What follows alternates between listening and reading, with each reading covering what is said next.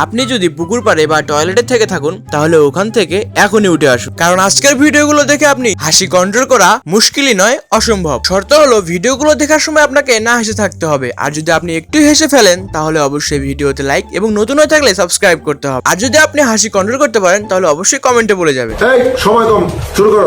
Number 3।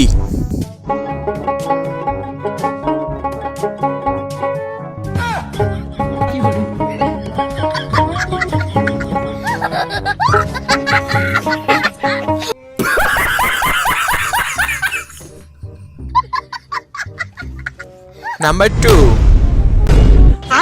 এ ছোট ভাই, তোমার চেন খোলা। তা আপনার সমস্যা কি? দেখে কি মুখে পানি আসছে? নাম্বার 1।